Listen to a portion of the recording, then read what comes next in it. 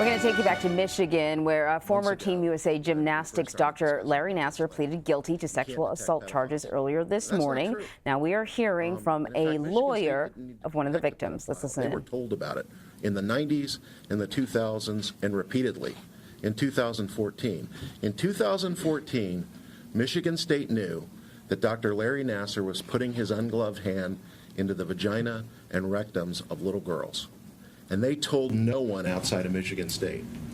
They knew it was in his contract that he was treating Reisman and Gabby Douglas and Michaela Maroney, and they didn't pick up the phone and call.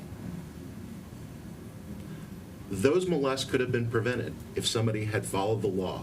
The law is you can call the police, but you also call Child Protective Services. They didn't.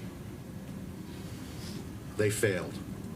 And they continue to fail and continue to put out press statements that are akin to the Catholic bishops during the priest molest scandal. Things about our policies and we've changed. And then yesterday, knowing he was going to be sentenced, or day before yesterday, excuse me, they put out this whitewash report. And yet there's a report apparently they paid $1 million for, $1 million of taxpayer money that they won't release. This is a public institution. It's a public institution that is an educational institution for children. They have a report about 150 little girls being molested, and they're not going to release it? Excuse me? That is outrageous. President Simon, release the report or resign. These young women and these girls deserve justice, and they deserve to know who knew what when. And the truth is, Michigan State is hiding that information. And when institutions hide information, there's a reason. You know, Luana Simon was the president of the NCAA when Penn State happened and praised Penn State's decision to hire Louis Freeh and do an independent investigation. The only investigation of Michigan State in this case that's occurred is by their own attorneys. In my experience, your own attorneys rarely find you guilty. Enough is enough. Stop with the PR, stop with the cynical release of reports, and come clean and tell us what you knew and when you know it, and release every scrap of paper on this case. I'm now going to turn it over to Steve Drew and Jamie White. Yes, my name is Stephen Drew, and I'm Drew Cooper and Anding. I've been involved with this case with Mr. Manley and Mr. White. The thing that struck me today, after going through the anguish that our clients have had, talking to them, how this has been affecting them, is that what he pled to today, the sexual assault he pled to today, was the same thing that in 1997, someone complained at Michigan State and said he did this same thing to me. There wasn't a difference. It's not like it was something very minor or small. And when a young lady or a young woman or a young girl comes and says, I'm feeling uncomfortable, goes to her trainers, Tiffany Thomas, I'm feeling uncomfortable, Miss Boyce, this man is putting his hands where he shouldn't be, something's wrong. And there is no accountability, there is no reporting. This, in our judgment, could have and should have, with the appropriate training, with the appropriate concern, with the appropriate protection of young ladies, should have been stopped then. Did it have to take a Rachel Den Hollander to go and finally say something to stop this when over and over at different stages of this?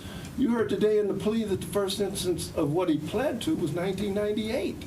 That's 2 decades almost of doing the same thing, putting his hands as an adult where they should not go for any reason.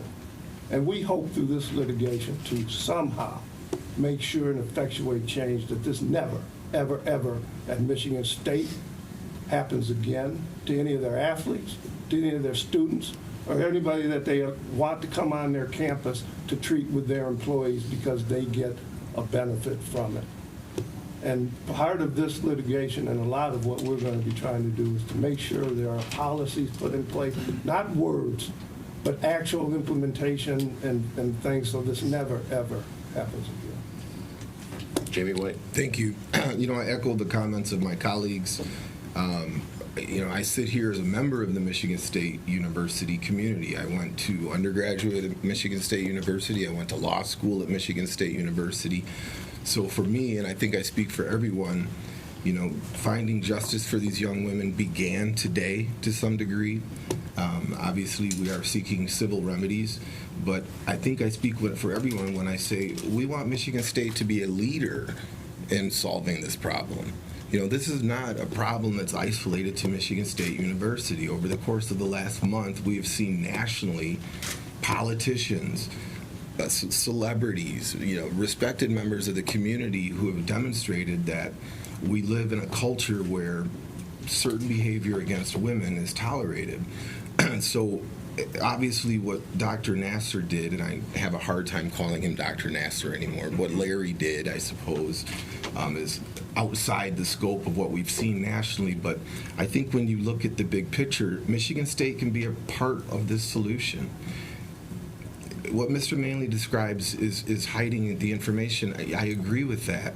And I suspect that they would say, well, we're in litigation and we can't share and so on and so on. But I can tell you, as someone who's worked in law enforcement for almost 2 decades, there was a 2004 complaint made by someone who claimed that they were assaulted by Larry Nassar.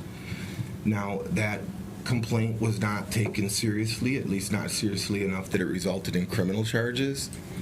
But we know that complaint was reopened in 2004. I'm sorry, it was opened last September when these allegations came forth, and we still do not have any conclusion to those allegations. We still have no charges associated with those allegations. We still do not have access to that report. Why is that? That is completely inappropriate. I've been doing this for a long time. It does not take that long to review a report from 2004 that had already been investigated. So, again, I want to echo what Mr. Manley said. I think that when this comes out, there's going to be some heroes. 3 of them are sitting at this table here with me now. I think the Michigan State University Police Department has done an outstanding job. But I bifurcate that in the sense that Michigan State University has failed to live up to the standards that I believe they're capable of. And policing yourself is never, ever a good idea. I've said that since day one, and I say that again today. Why don't we hear first from Lindsay Lemke, and we'll go down the line. How's that? We need to move the mics over, sure. please. Just give us a second. Lindsay, maybe share your experience when you initially approached Coach Klages and your mother approached Coach Klages about the assaults that had occurred, and how Coach Klages responded to you and the signing of the card and so on and so on. And tell us your name, please, at the beginning. Sure. Okay, my name is Lindsay Lemke. Spell that, please. First name. LINDSEYLEMKE.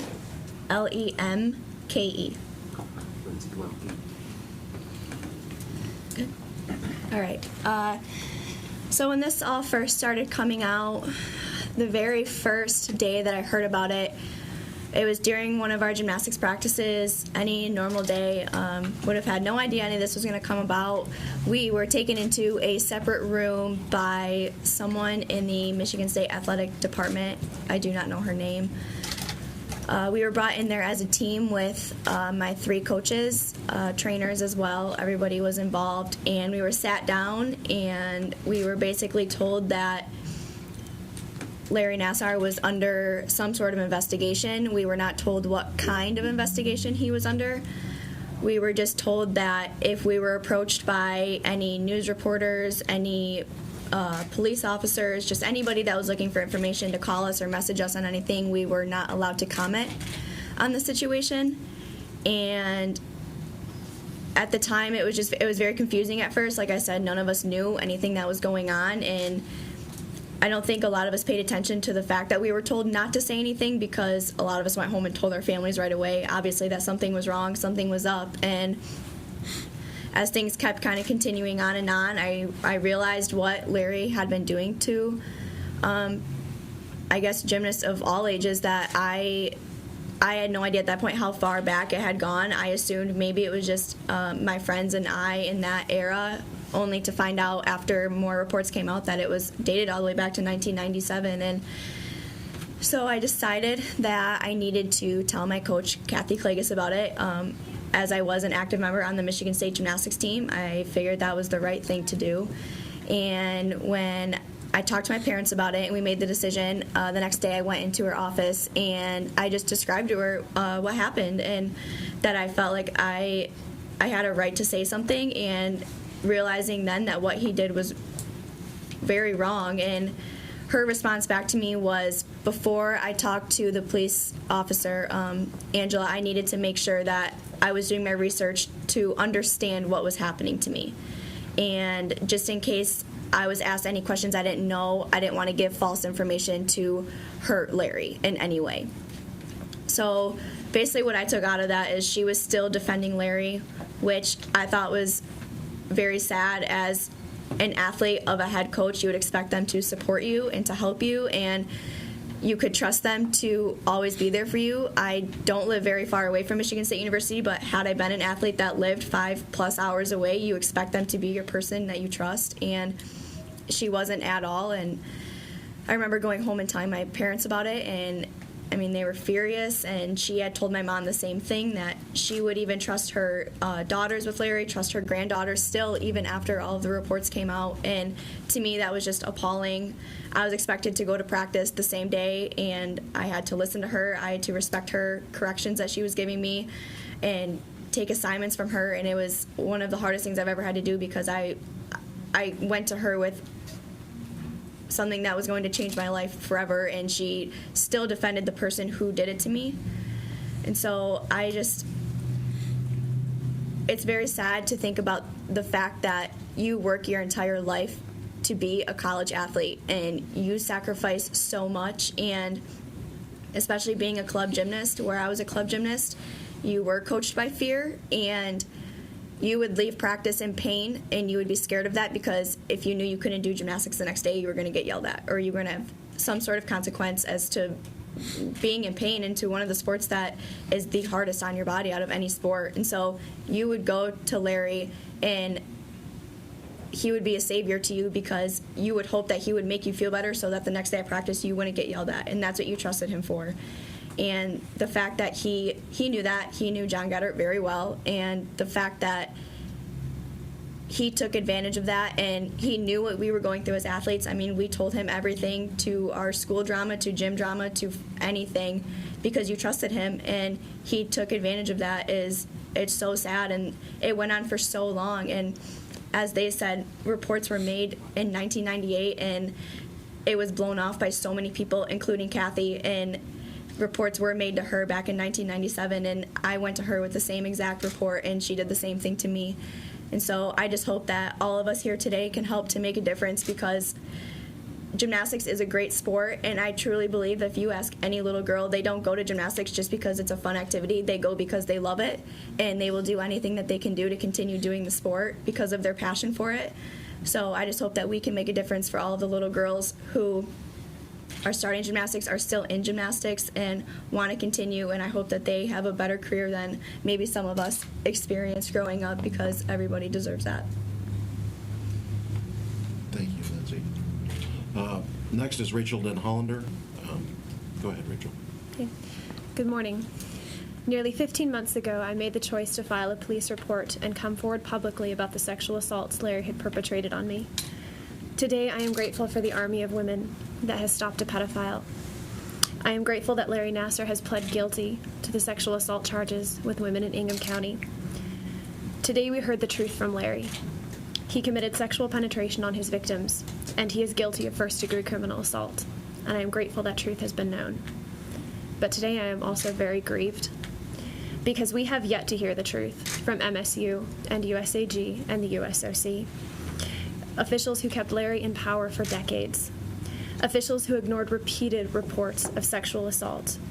Officials who brushed victims off as unable to tell the difference between a medical exam and sexual violation. For decades, MSU and USAG athletic trainers, supervisors, head coaches, and even psychologists received firsthand testimony of the sexual abuse perpetrated by Larry. Each and every time, MSU officials silenced these victims. And for decades, USAG's own policies on reporting sexual abuse created an atmosphere where predators, Larry Nassar and hundreds of USAG coaches, continued to prey on little girls, and the victims were silenced. Victims were told they were lucky to be seen by Larry. Victims were patronized and treated like uneducated females, incapable of, quote, understanding the nuanced differences between medical treatment and sexual assault. Safeguards were never instituted or enforced. Good reporting practices were never followed. Instead, Larry continued to have access to little girls for decades, and MSU officials continued to hold him up as the best of the best, to use him as a marketing tool for bringing talented athletes to their program and paying medical patients into the school. And this continued until the day I came forward. When I came forward with my police report, Dean William Strample, the head of MSU's College of Osteopathy, the man who was involved in clearing Larry of sexual assault allegations only 2 years prior, sent emails and told Larry, "Good luck, I'm on your side." When my video testimony with the Indy Star came out, Dean William Strample sent an email to the MSU provost and mocked my testimony and made a joke of it, quote, "cherry on the cake of my day." This is how sexual assault has been handled at MSU. This is how victims are treated, and it breaks my heart. We were silenced, we were mocked, and our abuser was told time and time again, "I'm on your side." Today stands as a stark and painful reminder that while my predator has been stopped, the culture that allowed this predator to continue abusing has yet to end. I find it cruelly ironic that in the same week my abuser pleads guilty to sexual assault, Dean William Strample, my abuser's enabler, is honored for his contributions to the College of Osteopathy. While MSU has been absolutely silent on the role Dean Strample played in keeping a pedophile in power, they were quick to put up a webpage acknowledging his recent accolades, noting his, quote, outstanding past and present contributions. Allowing the sexual assault of over 140 women and little girls is apparently of no consequence to MSU. And just recently, MSU spokesperson Jason Cody defended MSU's 2014 investigation that cleared Larry of sexual assault charges, in which a victim was patronizingly told she, quote, didn't understand the nuanced differences between a medical exam and sexual assault. Cody said he, quote, doesn't necessarily agree that MSU made any mistakes in that investigation. So this morning, I have a message for MSU. Your words of care and concern ring hollow, and I do not want to hear them any longer until they are backed up by your actions. My greatest hope, and the hope of every sexual assault victim, is that when they come forward, their voices will matter, and they will be protected, and they will be cared for. And exactly the opposite happened. My greatest hope as a victim and as a mother was to finally see someone in authority demonstrate true leadership by taking responsibility for failures, by telling the truth and striving to do better. We are more than a year from my police report. Our abuser has pled guilty, but MSU, USAG, and USOC, you have yet to take responsibility for what happened on your watch. To the leadership of these organizations and at MSU, you repeatedly claim that abuse has no place on campus, but you have failed to hold anyone accountable for allowing a pedophile to flourish for decades.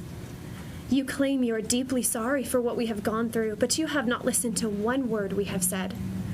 I could fill pages listing the things that MSU and USAG could have done differently.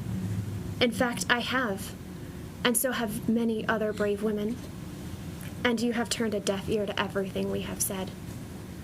You speak of transparency and accountability, but refuse to release your internal investigation into Larry Nassar. You tell your board it is virtually impossible to stop a pedophile. It is abundantly clear what sexual assault really means at MSU. MSU, you reserve strong words for rival schools like Penn State, but keep silent when the cover-up is in your own house. You applaud victims for speaking out, but you put a pedophile in such a position of prominence that the only way to stop him was to release every scrap of privacy I had. You have no understanding, not only of the devastation of sexual assault that I and so many other women went through, that you could have prevented had you listened to that first report in 1997, but also no understanding of the incredible cost of being forced to speak publicly because of the position of power you put Larry in. Today is a stark reminder to me, and it is painful, to know that while justice is coming for my abuser, we the victims had to stand alone. We had to fight with everything in us to be heard. We were not protected, we were not cared for, and we did not matter. And we still do not. So long as this is the case, MSU and USAG and USOC, so long as you are unable to acknowledge your past failures and the devastating consequences that those failures had for so many little girls, you will continue to be an unsafe place for children. We will never see a change in sexual assault until we change the culture that surrounds the abuser and that surrounds the victims. MSU and USAG and USOC, this needs to start with you. Thank you, Rachel. Our next speaker will be Kaylee Lorenz. Kaylee, you're 18? Yes. And as a survivor of Larry Nassar, why don't we move the mics, yeah. And her mother will speak after that. And this is the first time Kaylee's spoken publicly.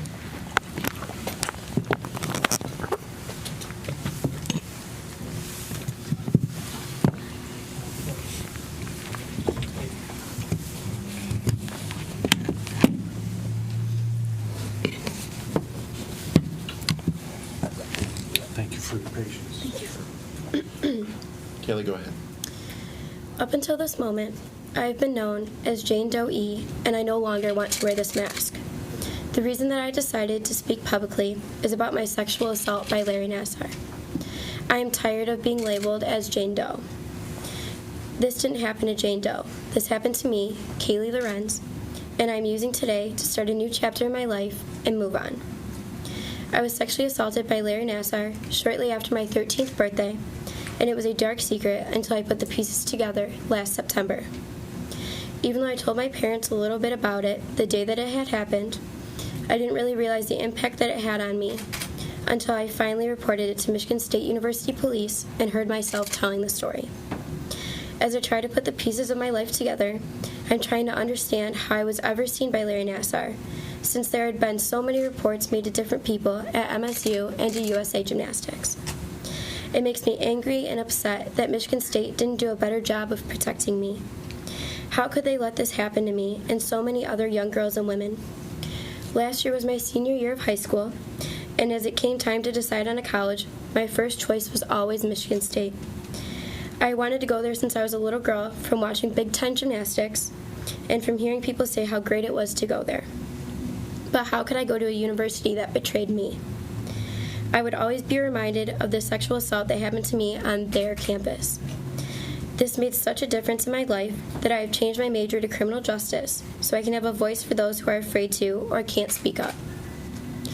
I would like to thank Rachel for being brave enough to be the first voice of Larry Nassar's victims. Rachel would be the reason for me having the courage to sit here and speak today.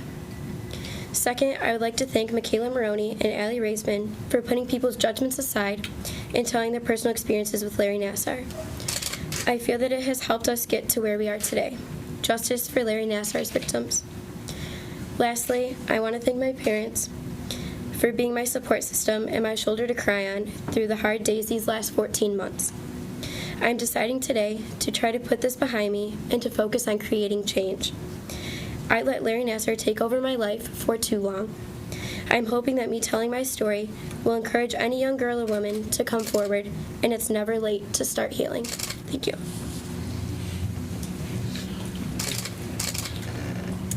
Lisa Lorenz is Kaylee's mom, and it's Lorencz. Close.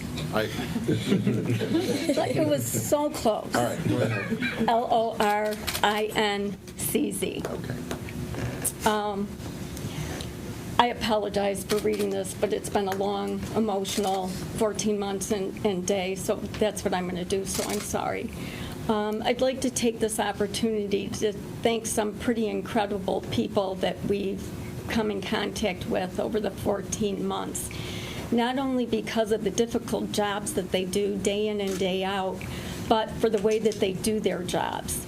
First, I'd like to thank Detective Amy Ray, which is actually who Kaylee reported to first, and Detective Angela Mumford for enabling Kaylee to tell her story. Reporting her sexual assault was never a question for her, but she was afraid nonetheless. These detectives made sure that they were always there for Kaylee at any point in time. Detective Mumford is one of the very few people with whom Kaylee will talk about the difficult times that she's had because of the assault by Larry Nassar. I'd also like to thank Assistant Attorney General Angie Povolitis and Assistant Attorney General Robin Liddell for their sensitivity, thoughtfulness, hard work, and dedication. I want to thank John Manley because he was the first person who would actually listen to me. I had tried to report, and it went nowhere. He is also the only other person that Kaylee will talk to about what's happened to her. Kaylee entered our lives a little over 18 years ago, and I can remember rocking her and holding her tight, and I wondered what wonderful things life would have in store for her. What career path would she choose? What college would she go to? Who would she marry? How many kids would she have? Never once could I have imagined that her path would be forever altered in August of 2012. We put Kaylee in gymnastics at the age of 3 to develop her confidence and to prepare her athletically for whatever it is she might want to do later in life. She competed under the USAG umbrella until she left the sport as a level 7 gymnast. It was disappointing for Kaylee on many levels because she had always hoped to compete at the college level, specifically at Michigan State University. Larry Nassar put an end to both of those dreams. In August of 2012, Kaylee's dad took her to see Larry for the 3rd time.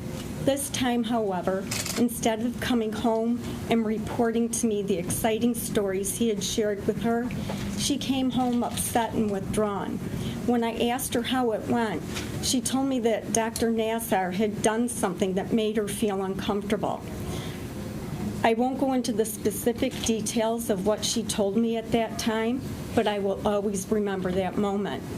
I remember trying to process what she was telling me, but it just didn't seem to fit anywhere in the logical scheme of things. And there was this horrible feeling that came over me that was completely indescribable. I told myself that there had to be a medical reason. Was this sexual assault? Who do I tell? Who would even believe me? This, after all, was Larry Nassar. We didn't discuss the details of that appointment again until September of last year. Kaylee had sent me the press release that Nassar had been accused of sexual assault. Immediately, that horrific, gut-wrenching feeling returned. Although we hadn't talked about it, I had never forgotten. You don't forget that. The following day, I asked her about that appointment, and 14 months later, here we are. There have been many tears, many fears, and many moments of incredible strength during these months. Larry Nassar has pled guilty to sexually assaulting my daughter and all of these other women and girls, so you would think that that would be enough, but it isn't. I have questions. I have questions for Michigan State University, USA Gymnastics, and the USOC. Had any one of these organizations done their job, then Kaylee would have never met Larry Nassar, let alone have been sexually assaulted by him. He would have been fired long before 2011 when Kaylee had her first appointment. They knew, they covered it up, and they are equally responsible for Kaylee's assault. Any person that had any knowledge of any athlete being touched improperly or who felt uncomfortable with Nassar's methods is responsible for Kaylee's assault. Michigan State University has a responsibility to put our children first and to hold those accountable who knew about the abuse and/or those who covered up these assaults. How is it that a scandal of this magnitude, with hundreds and hundreds of victims, could occur on MSU's campus and no one knew? Where are the consequences for the victims? Excuse me. The victims of Larry Nassar deserve to know who knew what and when. They also deserve to hear more than idle promises of what they will do moving forward. It's not okay to merely release blanket press statements and think that that's enough. I'm asking MSU to make a loud and clear statement that sexual assault on their campus will not be tolerated by making an example out of those who knew. Only then will I believe that they are truly going to make significant change. Michigan State University Board of Trustees should expect the same. Who knows? August of 2012 was my daughter. The next one could be yours or theirs. If we don't demand change and accountability, then we are just part of the problem. I'm wondering what's going to happen to ensure that those who don't report run a risk greater than money. Jail time? Senator Feinstein out of California is leading the charge for change, but what about our senators? For months I have been trying to reach out to Senator Stabenow with no success. Within the past 2 weeks, I actually called and left messages for both Senator Stabenow and Senator Peters, detailed messages, and asked them to join me in promoting change and demanding accountability. I have yet to hear from either one of them. I started off by thanking some amazing people. Most importantly, however, I want to thank my daughter Kaylee for demonstrating courage and strength beyond her years, and to tell her how incredibly proud I am of her. Living through this nightmare was bad enough, but when you make the decision to report, you have no idea exactly what's ahead of you. Kaylee had to relive the details of her assault over and over again. Not only did she have to keep retelling her story, but with every article or press release, it was like she was being assaulted over and over again. We had some very difficult days, and I always told Kaylee that she could change her mind at any time, but she was determined to see justice and to have a voice. Reporting is incredibly difficult because our justice system just does not do enough to protect our young victims. I was appalled that the court was not closed in Ingham County for the pretrial hearings. I was even more disheartened that the defense attorney thought it was okay to try to intimidate my daughter by disclosing personal details about her that would make it easy for those in the gymnastics world or in our own community to be able to identify her. This, however, backfired, and Kaylee's resilience took over. There needs to be change, significant change, so that minor victims are comfortable reporting, and that those who fail to report or cover up abuse pay the ultimate price. Only then will we see real change. I invite Senators Stabenow and Peters to join me in this endeavor. Together, we can make it difficult for institutions like Michigan State University and USA Gymnastics to use money and power to squash the voices of these young victims. Kaylee no longer allows me to rack her, and I no longer wonder about where she will go to school. She's found a little college in Southwest Michigan that's the perfect place for her to spend 3.5 more years. And I'm excited to take that journey with her. I now know the beginning of her journey, and the future looks bright because she is one incredible young woman, and I am so proud to be her mom. Thank you, Lisa. Okay, we'll now take questions for both the lawyers and the victims. Sure.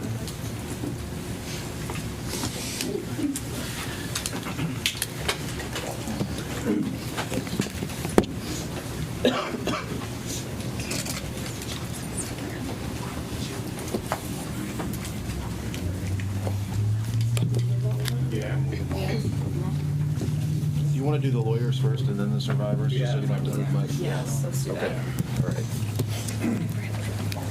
Should have on the survivors first, that way you wouldn't. Yeah. Oh, well. Oh, yeah. It's on me, not you. Here. Oh. Yeah. Okay. Oh. Help make sure there's attached. Oh, yeah, they're all good.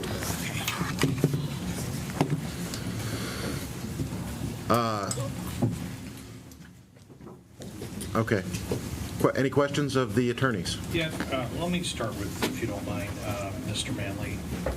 You refer to this internal investigation that they haven't released.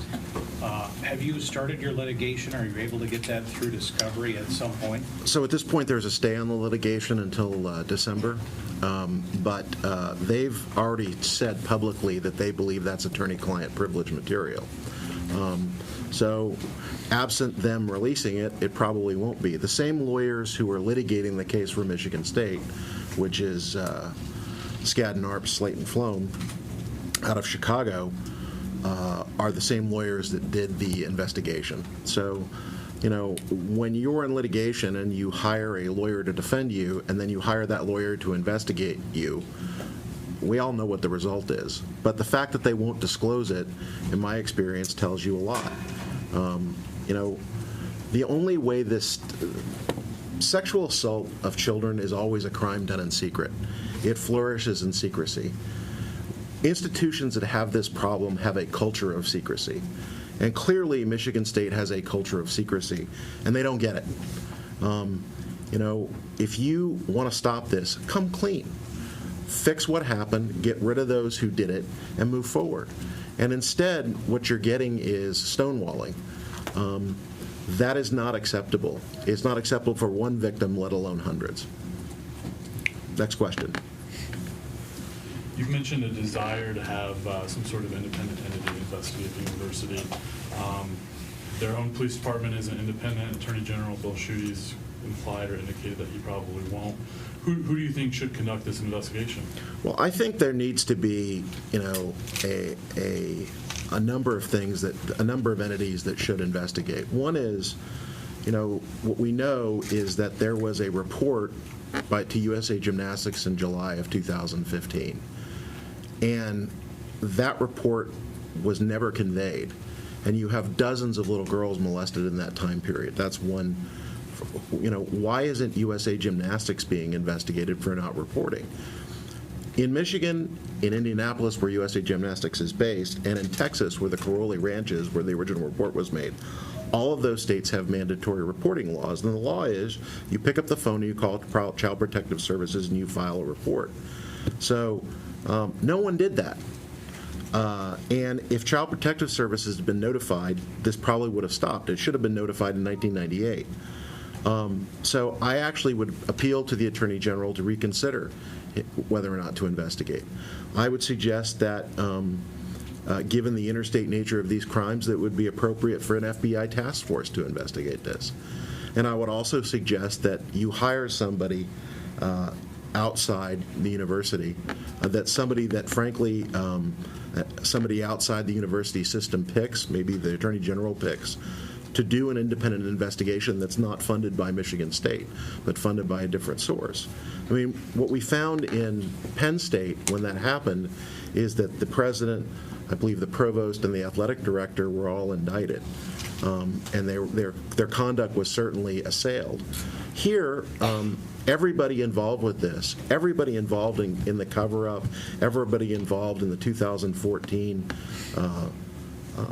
total failure and concealment of what he did has not only been retained, but some have been given new contracts.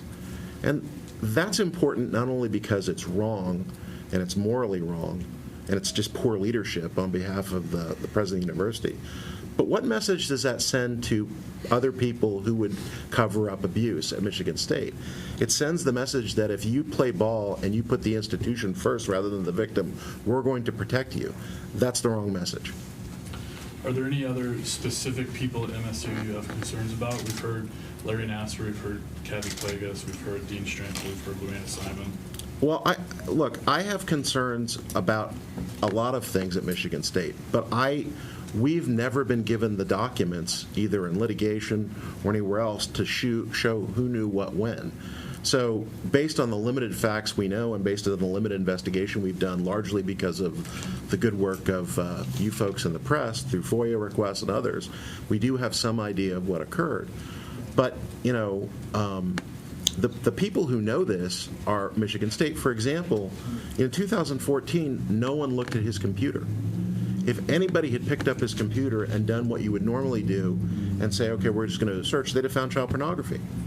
They'd have found all the stuff that indicated he had prurient interest in children. You know, they knew he was putting his ungloved hand into a child's vagina. What else do you need to know if you're a right-thinking person? Red alert, stop. Who else knows this?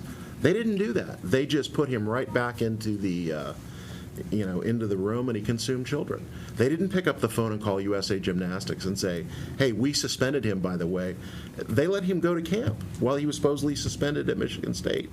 So, you know, I think there's a lot of people that need to be accountable, but we need to have someone outside the university look into that and tell us who that is beyond, obviously, William Strample. The fact that Dr. Strample is still at that school is just a punch in the eye to these victims. How do you explain that to somebody, the parent of a child who's molested after 2014? It's inexplicable. How do you justify it? I mean, he knew he was violating their own protocol. Their own protocol said you must use a gloved hand. You know, it's a mucous membrane. It doesn't take a rocket scientist to figure it out. You don't need to be a medical professional to know that. Instead, they appoint people to investigate him who are essentially his friends, and they say, okay, we'll use a glove next time. And, of course, nobody enforced that. And he went right on doing what he was doing. Wrong. Vile, to use the judge's words. Gross. Inept. These are the words to describe that conduct. I can't come up with all of them. But worst of all, you have little girls lying in his wake that never should have met him. And for that, the university needs to answer. And they had an opportunity here to make this right. They had an opportunity, instead of being Penn State, to make them a beacon of how to handle this. And they've blown it. It's too late. You can't fix this now. You can't fix it. It's too much time has gone by. And you can put out all the press statements in the world, and, you know, that's equivalent to Larry Nassar saying, I pray the rosary for these victims. Too little, too late. You know, talk is cheap. Enough. Sorry. Next question. Educate me just a little bit. Do you represent the victims also in the civil matters, and what does today's plea do for that civil case? So, yeah, I represent 6 plaintiffs in California and around 100 here in Michigan. So what the 2 pleas do is establish, the child pornography plea established essentially that he had a sexual interest in children. This plea today unequivocally states that he did what he's accused of doing. And he pleads to it in a number of cases. Those pleas are admissible. He also waived any defense he had that this was a legitimate medical procedure. Frankly, the USA Gymnastics, and to a lesser extent Michigan State, has sort of implied and never made the statement that this was not an appropriate medical procedure. There was a lot of sort of waffling on that. We're very sorry, but and I mean, I can tell you, USA Gymnastics has, initially actively asserted that this could have been medical treatment. We're just not sure. Today closes the door on that argument. And it says it was sexual assault, it is sexual assault, it always was sexual assault, this was not medical treatment, it was never medical treatment, and he admits it. And to use the judge's word, he violated these women in, quote, the vilest way possible. So, I mean, and the defendants have a choice in this case, and they have a choice to accept responsibility and accountability and make change and make this right, or they can go the way of the Catholic bishops and fight and fight and fight and see their institutions destroyed. It's one or the other. John, that same question goes for each of you as well. Do you want to say? I would just echo what John said as far as any sort of misunderstanding. What's been very frustrating to all of the young women that I've worked with is, when they were being assaulted, they were very young girls.